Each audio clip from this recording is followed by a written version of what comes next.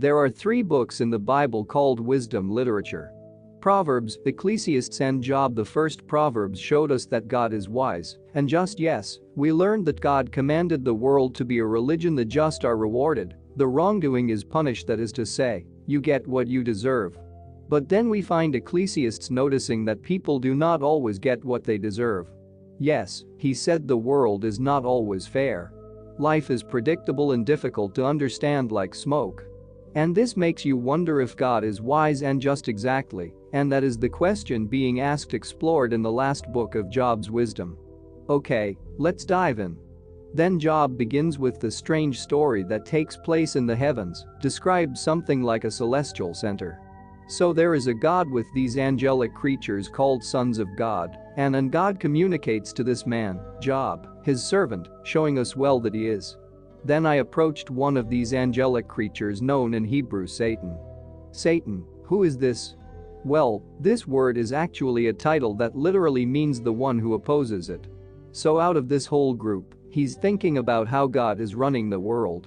And he suggests that Job may not really love God, he is only a good person because God rewards him. If God took away all the good things he gave Job, then we would see his true colors. So do you think Job is just working on the system?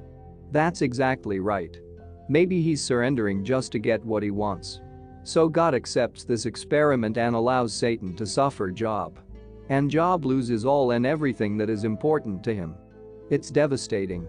And remember that you have not said any of this yourself, that God himself said. The most remarkable thing is that in the midst of all this suffering, Job still praises, at least for chapters 1 and 2.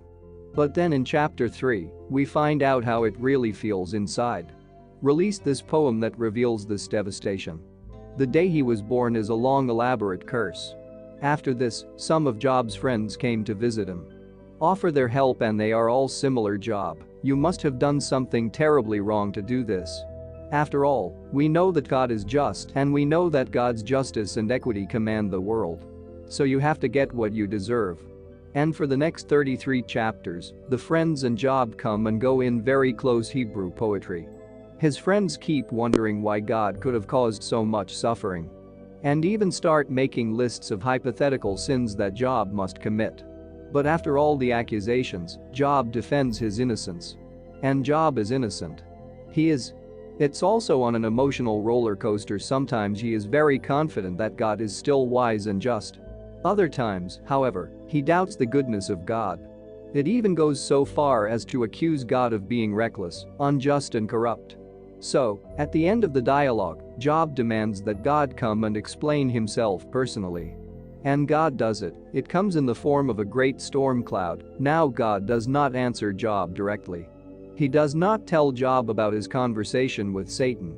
Yes, it does something very different. Take Job on a virtual journey around the globe. It shows Job how wonderful the world is.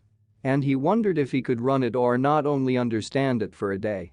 It shows how much data there is in the world. Things we see every day but don't really understand at all. But God knows everything intimately.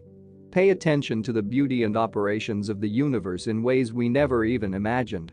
And in places we will never see. Then, finally, God shows Job 2 wonderful beasts and brags about how cool they are. Yes, they are dangerous. I mean, they would kill you without even thinking, and God says they are not that bad. In fact, they are part of his good life. And then that's God's full protection. It's a little weird. I mean, what was this all about? This seems to be the case. From Job's point of view, God does not seem to be just. But God's perspective is more infinite. You are interacting dynamically with a universe full of complexity as you make decisions. And this is what God calls his wisdom. So Job is asking God to defend himself absurdly.